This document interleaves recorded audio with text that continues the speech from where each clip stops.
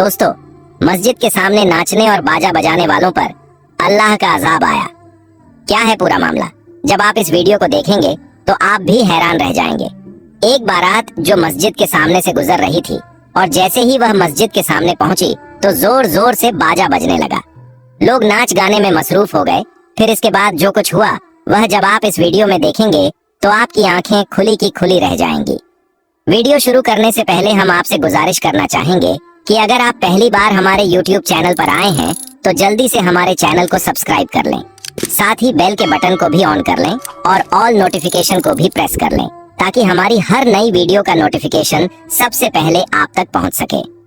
प्यारे दोस्तों, आज के माहौल में आप देखते होंगे कि जहां जहां मस्जिद है, जहां अल्लाह तबारक व ताला की इबादत की जाती है और मुसलमान जहां नमाज अदा करते हैं, वहीं जब कोई बारात या बाजा बजाने वाला मस्जिद के सामने से गुजरता है तो अक्सरियत वाले लोग जानबूझकर तेज आवाज में बाजा बजाते हैं और नाच गाने में मशगूल हो जाते हैं। इस तरह से अल्लाह के घर मस्जिद की हुर्मत को पामाल करने की कोशिश करते हैं। दोस्तों, एक वाकया है जो इस वक्त बहुत तेजी से वायरल हो रहा है। वह वाकया हजरत साबिर कलैरी रहमतुल्लाह अलैह का है। हजरत साबिर पाक का एक मामूल था कि जब वह असर की नमाज अदा करते तो नमाज के बाद अपने मुसल्ले पर बैठ जाते और अल्लाहु अल्लाहु का विर्द करते रहते। यह उनकी जिंदगी का एक मामूल था। बहरहाल एक दिन ऐसा हुआ कि जब नमाज के बाद वह अल्लाह का जिक्र कर रहे थे तभी मस्जिद के बाहर से तेज आवाज में बाजा बजाने की आवाज आने लगी। जब आवाज इतनी तेज हो गई कि इबादत में खलल पड़ने लगा तो उन्होंने अपने खास मुरीद हजरत शमसुद्दीन को बुलाया और कहा, बेटा शमसुद्दीन, बाहर जाकर देखो आखिर यह आवाज किस चीज की है। यह अल्लाह का घर है, इबादत की जगह है। यहाँ बाजा बजाने का क्या मतलब है? अगर बाजा बजाना है तो दूर जाकर बजाओ। हजरत साबिर पाक का यह हुक्म पाकर हजरत शमसुद्दीन बाहर जाते हैं और उन बाजा बजाने वाले लोगों से कहते हैं कि बाबा कह रहे हैं कि मस्जिद से दूर चले जाओ और वहां जाकर बाजा बजाओ, क्योंकि इससे इबादत में खलल पड़ रहा है। लेकिन उन लोगों ने शमसुद्दीन से कहा, जाओ और बाबा से कह दो कि बाबा अपना काम करें और हमें भी हमारा काम करने दें। शमसुद्दीन ने उन्हें बहुत समझाया लेकिन उन्होंने उनकी कोई बात नहीं मानी। शमसुद्दीन वापस लौट आए और फिर वापस आकर मस्जिद में देखा कि आवाज और भी तेज हो गई है। इस पर हजरत साबिर पाक को गुस्सा आ गया और इस गुस्से में उन्होंने शमसुद्दीन से कहा, क्या तुमने उन लोगों को नहीं बताया कि बजा बंद करें? शमसुद्दीन ने जवाब दिया, बाबा मैंने कहा था, लेकिन उन्होंने कहा बाबा से कह दो कि वह अपना काम करें और हमें हमारा काम करने दें। इतना सुनना था कि हजरत साबिर कलियरी रहमतुल्लाह अलैह को गुस्सा आ गया और उसी गुस्से के आलम में उन्होंने हजरत शमसुद्दीन से कहा, बेटा शमसुद्दीन, सामने मेरा जो पानी पीने का प्याला रखा है जो सीधा है, तुम जाकर उसे उलट दो। जैसे ही साबिर पाक ने कहा तो हजरत शमसुद्दीन ने आगे बढ़कर उस प्याले को पलट दिया और फिर सब लोग अल्लाह का नाम लेने लगे और अल्लाहु अल्लाहु का विर्द करने लगे। दोस्तों, थोड़ी ही देर बाद बाहर से चीखों पुकार की आवाज आने लगी। हजरत शमसुद्दीन दौड़ते हुए बाहर गए और देखा कि दो पहाड़ दोनों ओर से चलकर आ रहे हैं और लोगों में चीखों पुकार मची हुई है। ऐसा लग रहा था कि यह पहाड़ उन सब को रौंद देंगे और सब उन पहाड़ों के नीचे दब जाएंगे। बहरहाल इस मंजर को देखकर हजरत शमसुद्दीन ने हजरत साबिर पाक के पास जाकर कहा कि इन लोगों को माफ कर दीजिए, न जाने कहां से दो बड़े बड़े पहाड़ आ रहे हैं और अगर आप इन्हें माफ नहीं करेंगे तो यह लोग मर जाएंगे। उधर जो बाहर नाच गाना कर रहे थे उन्हें भी समझ में आ गया कि उन्होंने बाबा की नाफरमानी की है और इसी वजह से यह दोनों पहाड़ आ रहे हैं। वह जल्दी से नहा धोकर मस्जिद के बाहर आकर बाबा से माफी मांगने लगे। साबिर पाक को उन पर रहम आ गया और उन्होंने अपने खास मुरीद हजरत शमसुद्दीन से कहा, बेटा शमसुद्दीन, आप जब वह माफी मांग रहे हैं तो जाओ और उस प्याले को फिर से सीधा कर दो। दोस्तों, जैसे ही शमसुद्दीन ने प्याले को सीधा किया, अल्लाह का करम हुआ और वह दोनों पहाड़ फौरन ही गायब हो गए। इस करामत को देखकर सभी लोग हजरत साबिर पाक के हाथों पर बैत करते हैं, कलमा पढ़ते हैं और मुसलमान हो जाते हैं। हजरत साबिर पाक के मुरीद शमसुद्दीन यह सोचते हैं कि बाबा से वह प्याला मांग लूंगा क्योंकि उसमें बहुत तासीर है, लेकिन वह इंतजार करते हैं कि किसी दिन हजरत साबिर कलैरी का मूड अच्छा हो तब मांगेंगे। एक दिन जब साबिर पाक मुस्कुरा रहे थे तो हजरत शमसुद्दीन उनके पास गए और पूछा, बाबा क्या हाल है? आपकी तबीयत तो ठीक है? इस मौके का फायदा उठाकर उन्होंने साबिर पाक से कहा, बाबा आपका जो प्याला है वह मुझे दे दीजिए, उसमें बहुत तासीर है। अगर मुझे किसी से परेशानी होगी तो मैं भी उस प्याले को पलट दूंगा। इतना सुनते ही साबिर पाक को गुस्सा आ गया और उन्होंने कहा, बेटा शमसुद्दीन, क्या तुम्हें लगता है कि वह तासीर प्याले में है? नहीं, मैं 40 सालों तक अल्लाह और उसके रसूल का जिक्र किया है। अगर तुम मेरा सीना चाक करोगे तो उसमें सिर्फ अल्लाह और उसके रसूल का जिक्र ही मिलेगा। वह तासीर मेरे प्याले में नहीं बल्कि मेरे कोल में है। ये तो एक इत्तेफाक था कि मैं प्याले का नाम लिया था। अगर मैं अपनी जूती का नाम लिया होता और तुम जूते को पलटते, तब भी अल्लाह उन लोगों को उनके अंजाम तक पहुंचा देता।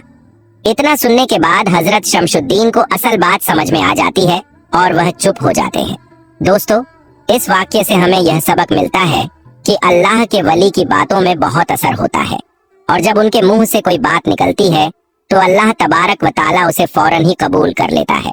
दोस्तों, आज जो लोग मस्जिद की नाफरमानी करते हैं, उसकी बेहुरमती करते हैं, उन्हें भी समझना चाहिए कि यह अल्लाह का घर है और उनकी नाफरमानी करना मुसीबत की वजह बन सकता है। दोस्तों, मक्का में आखिर वह कौन सा मोजिजा देखा गया जिसे देखने के बाद पूरी दुनिया मुसलमान होने लगी? ये जानकर आपका दिलो जान से दिल मजीद मुनव्वर हो जाएगा। दोस्तों, खाना काबा के एहतराम और फजीलत के बारे में कौन नहीं जानता। खाना काबा में रोनुमा होने वाले एक ऐसे मोजिजे को जब लोगों ने अपनी आंखों से देखा तो लोग अपनी आंखें झपकना भूल गए, दिल सीनों के अंदर थम गए, लोगों के मुंह खुले के खुले रह गए। अक्ले इंसानी इस बात को मानने के लिए तैयार न थी, लेकिन दिल ईमान की गवाही देते चले गए। यहाँ तक कि कुफ्फार की जुबान ला इलाहा इल्लल्लाह पुकार उठी। दोस्तों, ये मोजिजा बयान करने से पहले खाना काबा की तारीख और तामीर फजीलत पर एक नजर डालते हैं। बयान किया जाता है कि खाना काबा को 10 बार तामीर किया गया। तारीखी रिवायात में फरिश्तों ने सबसे पहले ठीक अल मामूर की सीध में जमीन पर खाना काबा को बनाया। बैतुल मामूर के बारे में आपको बताते चलें कि यह आसमान पर मौजूद फरिश्तों का काबा है। फिर हजरत आदम अलैहिस्सलाम ने इसकी तामीर फरमाई। उसके बाद हजरत आदम अलैहिस्सलाम के तीसरे बेटे जनाबे शीश अलैहिस्सलाम ने खाना काबा की इमारत को तामीर किया। लेकिन कई साल बाद काबा की दीवारें तूफान नूह अलैहिस्सलाम में गायब हो गईं। आखिर हजरत इब्राहीम अलैहिस्सलाम और हजरत इस्माइल अलैहिस्सलाम ने अल्लाह के हुक्म से इस मुकद्दस घर को नए सिरे से तामीर किया। इन हजरात के बाद कौमे अमालका के हाथों इस मुकद्दस घर की तामीर की रिवायत मिलती है। इनके बाद में अब्बू अल जहरम ने काबा की इमारत बनाई। फिर बिन कराब ने काबा को तामीर किया।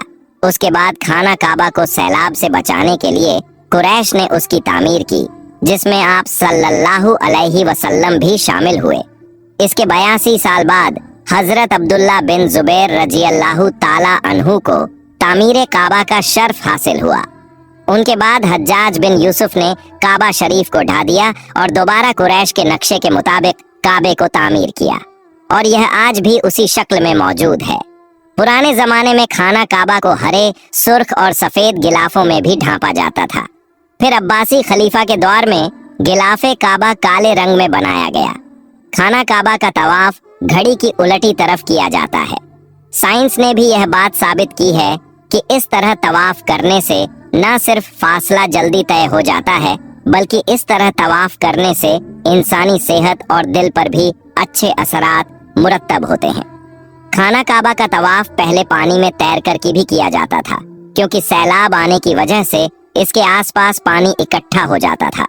यहाँ सदियों से एक अजीबो गरीब अमल वकू पजीर हो रहा है।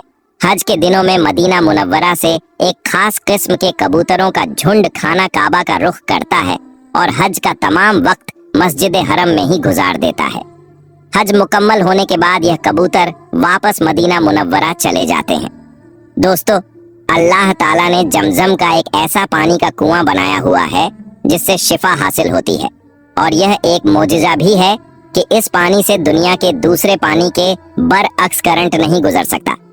ऐसे कई मोजिजात आज भी तारीख में मौजूद हैं, जिन्हें देखकर और सुनकर इंसानी अक्ल दंग रह जाती है। कुरान मजीद में खाना काबा के हज की बेहद फजीलत बयान की गई है, जिसे पढ़कर हर मुसलमान का दिल एक बार खाना काबा के दीदार के लिए तड़प उठता है। अगर आप कुरान मजीद में खाना काबा की फजीलत के बारे में पढ़ें, अल्लाह ताला का इरशाद है और अल्लाह के लिए लोगों पर उसका हज फर्ज है, उन पर जो वहां पहुंचने की ताकत रखते हों, और जो मुनकिर हों तो अल्लाह को भी किसी की कुछ परवाह नहीं। तफसीर इब्ने अब्बास में ऊपर बयान की गई आयत की तफसीर कुछ इस तरह से बयान की गई है। सबसे अव्वल जो खुदा ताला की इबादत के लिए जमीन पर बनाई गई है वह जो मक्का में है, यानी काबा शरीफ। यह मुबारक घर है, यानी इसमें मगफिरत और रहमत है और सारे जहां के लिए राह हिदायत की बुनियाद है। सब रसूलों, वलियों और मुसलमानों की क़िबला गाह है। खुदा ने इस घर को इज्जत और हुर्मत से नवाजा है। मकाम इब्राहीम अलैहिस्सलाम की मौजूदगी इस बात की तारीखी दलील है कि इब्राहीम अलैहिस्सलाम ने यहाँ खुदा ताला की इबादत की और खुदा की इबादत के लिए ही इस घर खाना काबा को तामीर किया गया। इसी तरह असहाबुल फील का वाक़या है। अब्राहा ने जब अपने साथियों के जरिए खाना काबा पर हमला किया तो अल्लाह ने अबाबीलों का झुंड भेजा, जिसने अब्राहा के तमाम लश्कर पर कंकरियां बरसाई और इन कंकरियों ने अब्राहा के लश्कर को तबाह कर दिया। अब्राहा जख्मी हालत में यमन की तरफ रवाना हुआ, मगर रास्ते में ही मारा गया। यह वाक़या 570 ईस्वी में पेश आया था और इसी साल नबी करीम सल्लल्लाहु अलैहि वसल्लम की विलादत हुई। सिर्फ तारीख में ही नहीं बल्कि आज भी कई ऐसे मौजिज़ात पेश आते हैं जिन्हें सुनने और देखने के बाद हमारे वजूद में सनसनी दौड़ जाती है। हमारा ईमान मजीद ताज़ा जाता है और फिर किसी चीज की अहमियत बाकी नहीं रहती। कुछ सालों पहले एक वीडियो मंजरे आम पर आई थी जिसमें देखा जा सकता था कि एक सफेद नूरानी घोड़ा तेजी से हरमे काबा से उड़ता हुआ गया था।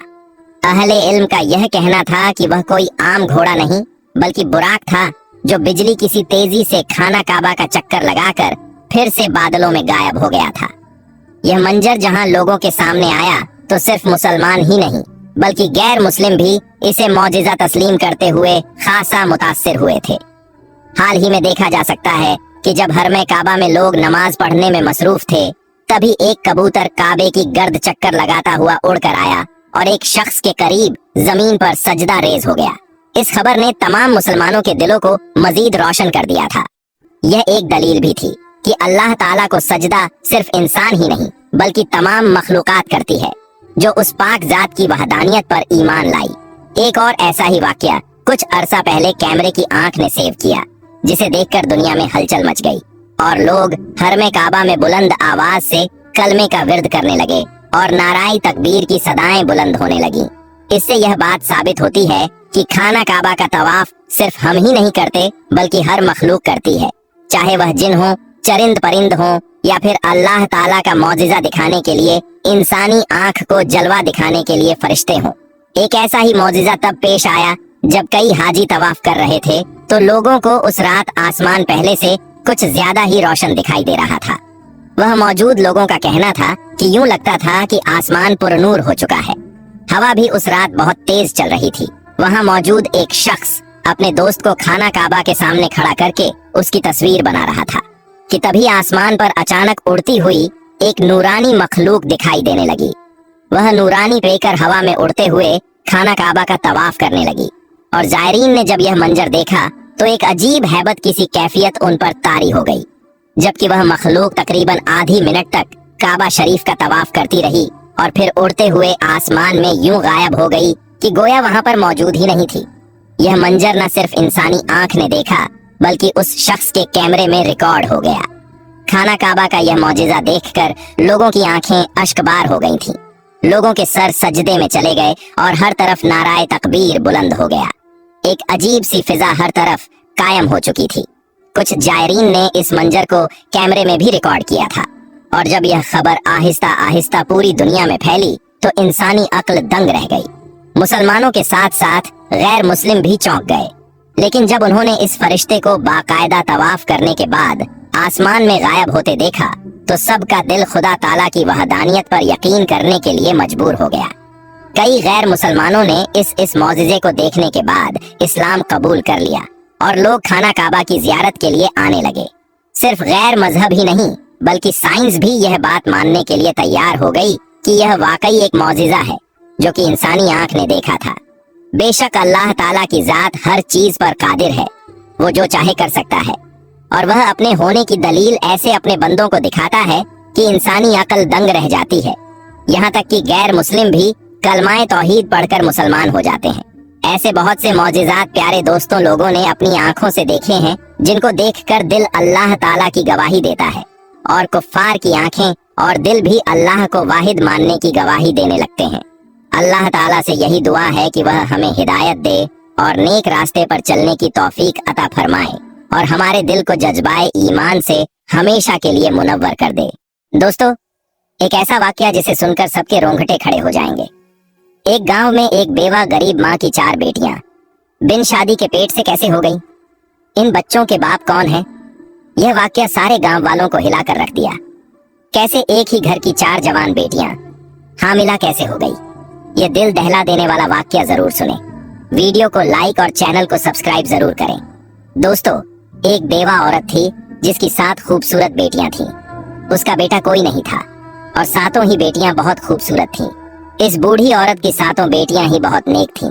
इस औरत ने अपनी बेटियों को बहुत अच्छी तालीम दिलवाई थी।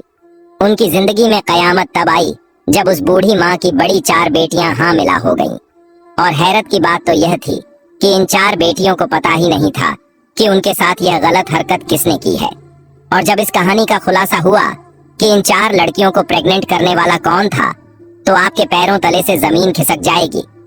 कहानी कुछ यूं है कि एक बादशाह का दरबार लगा हुआ था और बादशाह अपने दरबार में बैठा सभी फरियादियों की फरियाद सुन रहा था। इन्हीं लोगों के बीच एक बूढ़ी औरत रोती हुई आई, जिसके चेहरे पर उदासी छाई हुई थी। बादशाह बूढ़ी औरत के चेहरे की तरफ देखकर कहने लगा कि अम्मा, आपको क्या परेशानी है? इस बूढ़ी औरत ने दरबार में चारों तरफ देखा तो खामोश हो गई। वजीर गुस्से से बोला कि ऐ अम्मा, आप बताइए, आपकी परेशानी क्या है? आप इधर उधर क्या देख रही हैं? आप अपनी परेशानी बताइए ताकि हम इसका हल निकाल सकें। बूढ़ी औरत बादशाह से रोकर कहने लगी कि बादशाह सलामत, मेरा जो मसला है वो मैं सबके सामने नहीं बता सकती।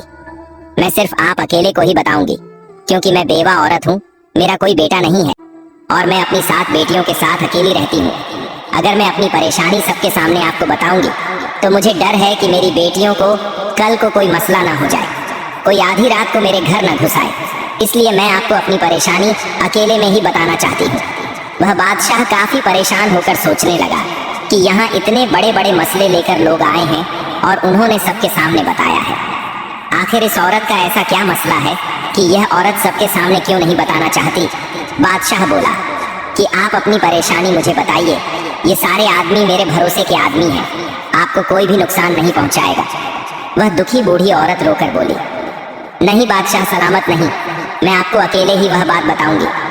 फिर बादशाह उठ खड़ा होता है और कहता है कि इस औरत को मेरे कमरे में लेकर आओ ताकि यह मुझे अपनी बात बता सके।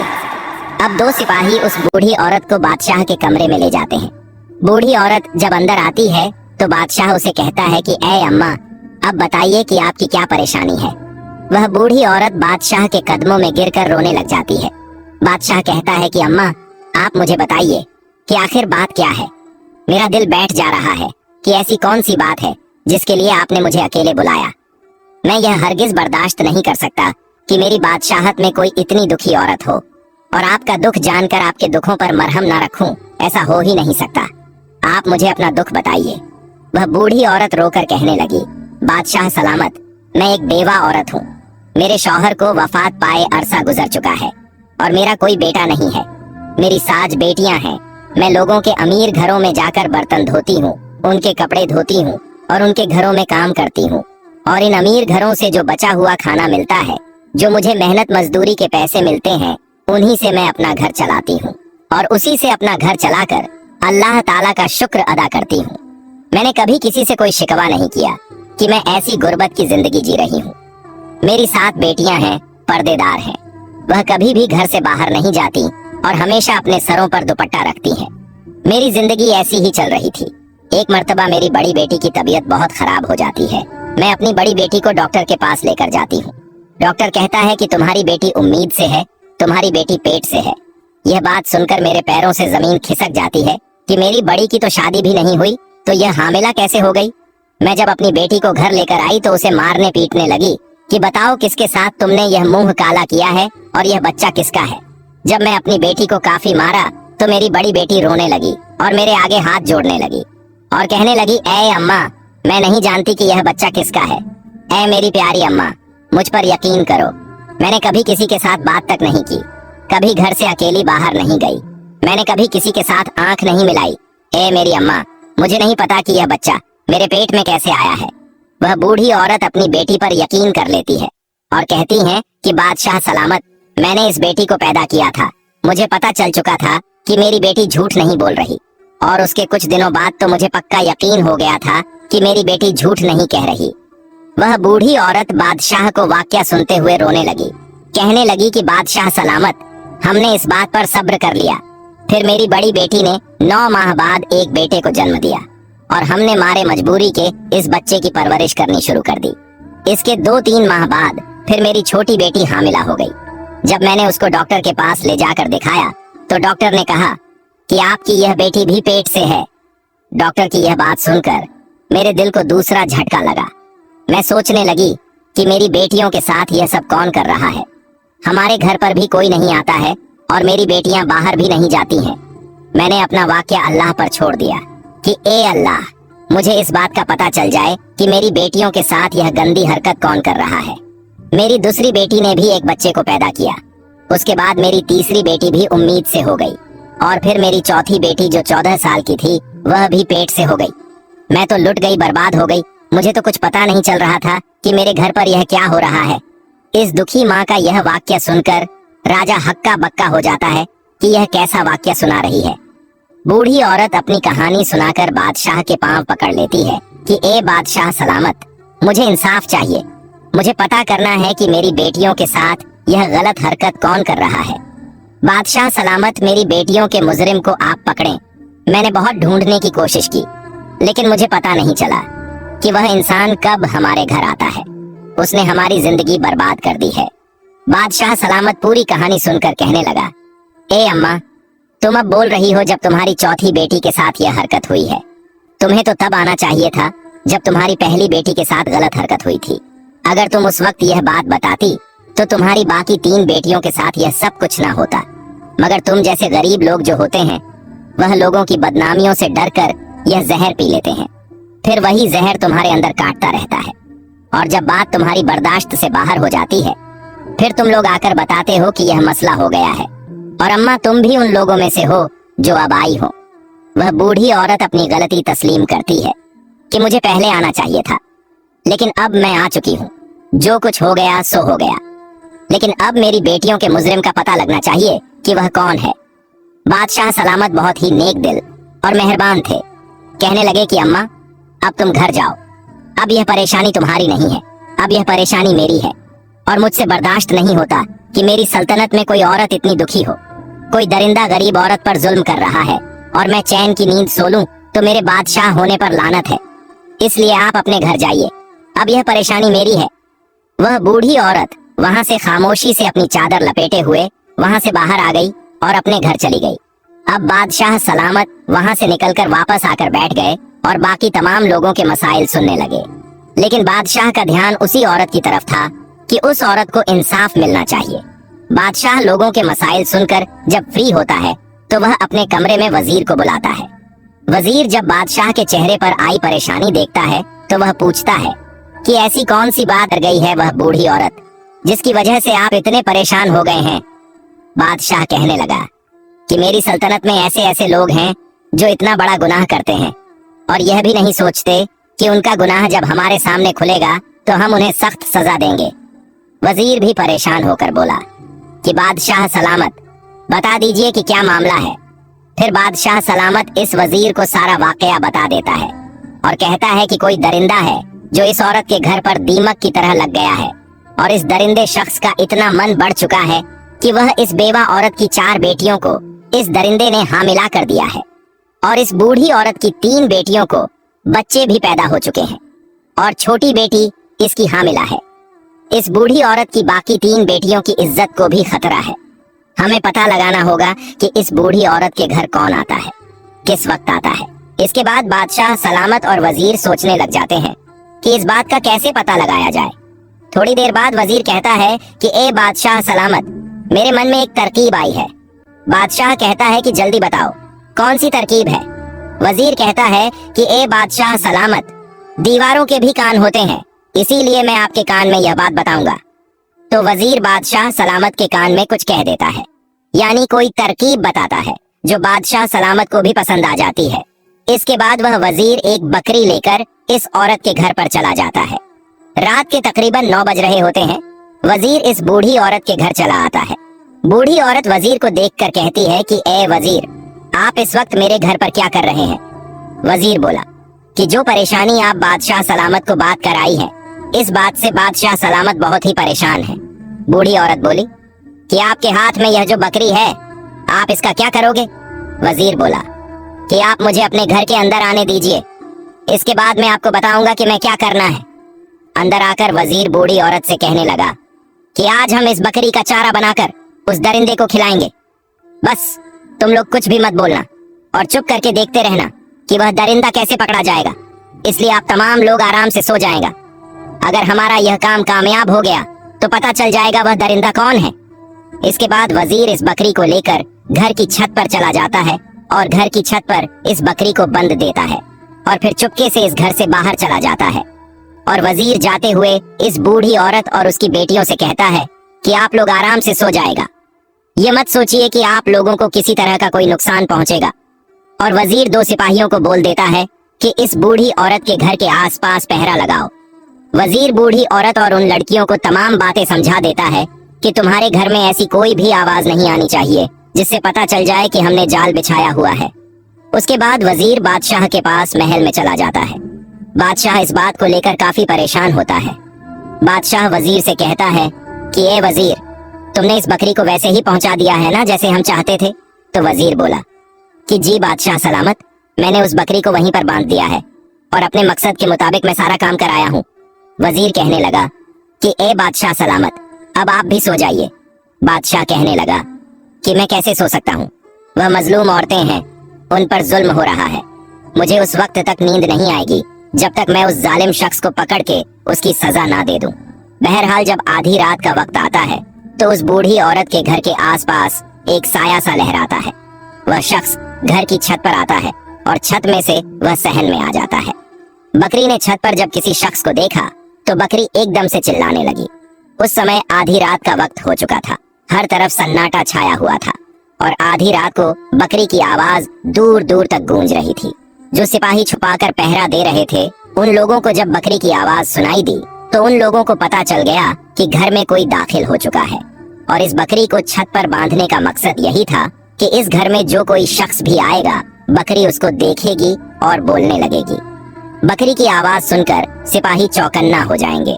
जब वह शख्स घर के कमरे में आया तो सिपाहियों को भी बकरी के बोलने से पता चल गया और बाकी इन बुढ़िया औरत और उसकी बेटियों को भी पता चल गया कि बकरी बोल रही है। इसका मतलब है कि घर में कोई घुस आया है। तो वह भी चौकन्ना हो जाती है। बकरी की आवाज सुनकर सिपाहियों को भी पता चल जाता है और सिपाही घर के अंदर दाखिल हो जाते हैं।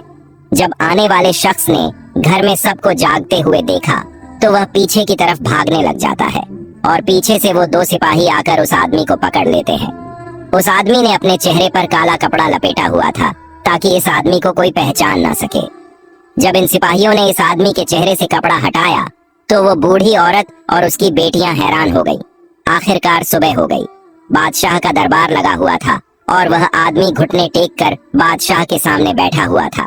इस आदमी के हाथों को हथकड़ियां लगी हुई थीं। उस वक्त इस आदमी का चेहरा ढांपा हुआ था। फिर वह बूढ़ी औरत और उसकी बाकी 7 बेटियां भी आ जाती हैं। बादशाह सलामत बाकी तमाम लोगों को बाहर भेज देते हैं। अब सिर्फ वह मुजरिम बादशाह सलामत और वजीर और बूढ़ी औरत और उसकी 7 बेटियां वहां पर मौजूद थीं।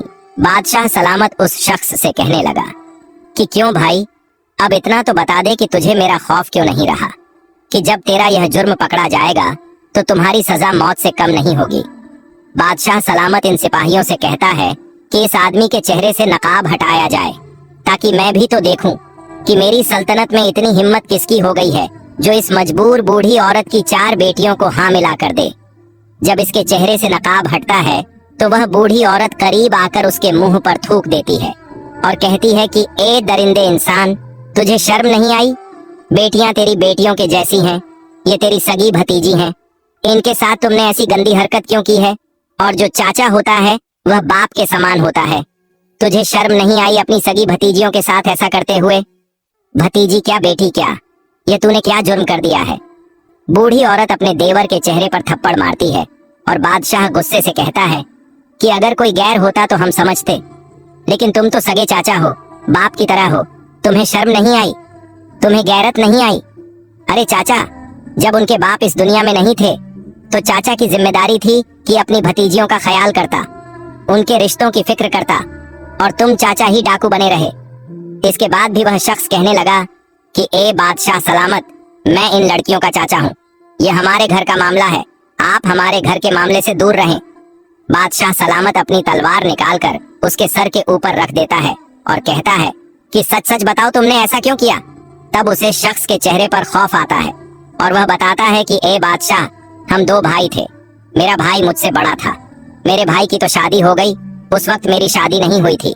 मेरा बड़ा भाई मुझसे बहुत मोहब्बत करता था, मेरी बहुत फिक्र करता था क्योंकि मैं उसका छोटा भाई था।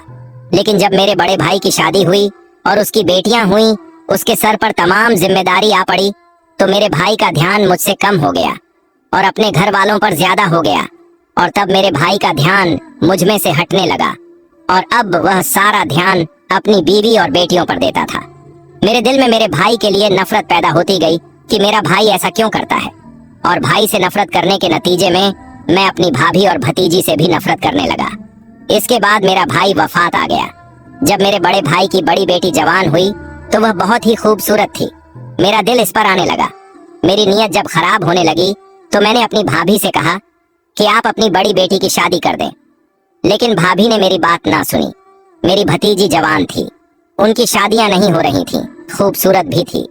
जब मैं अपनी भतीजियों को देखता था तो मेरे दिल में गंदगी पैदा हो जाती थी। मेरा दिल मुझे मजबूर करता था कि मेरी खूबसूरत भतीजी है, ये बाहर जाएंगी, इनकी शादियां होंगी, तो मैं खुद ही उनके साथ यह गलत हरकत कर लूं। इसके बाद मेरे दिल में शैतान पैदा हो गया। मैं एक हकीम के पास गया और उससे कहा कि मुझे कोई ऐसी जड़ी बूटियां दो जिसे सूंघने के बाद तमाम लोग सो जाएं और सो जाने के बाद कोई भी हरकत ना कर सके। बस इसी तरह तब से ही मैं वह जड़ी बूटियां लेकर घर की छत की तरफ से सहन में आ जाता और भाभी और उसकी बेटियों को वह जड़ी बूटियां सूंघा देता। उनको सूंघने से वह 4-5 घंटों के लिए बेहोश हो जाती थी और जिसके साथ मैंने बदकारी करनी होती थी उसके साथ बदकारी कर लेता था और फिर उसको उसी हाल में छोड़ देता था जिससे उसको पता ही ना चले। उसको वैसे ही कपड़े पहने देता और फिर मैं घर वापस आ जाता। और जब मेरी भतीजी सुबह उठती थी तो उनको मालूम भी नहीं होया था कि उनके साथ क्या हुआ है, और यही काम मैं कई सालों से कर रहा था। लेकिन अगर मैं उस वक्त छत पर बकरी को देखकर समझ जाता कि यह बकरी मुझे चारा बनाने के लिए बांधी गई है तो मैं वापस चला जाता। मैंने सोचा कि मेरी भाभी ने दूध लेने के लिए यह बकरी खरीदी है और छत पर बांध रखी है।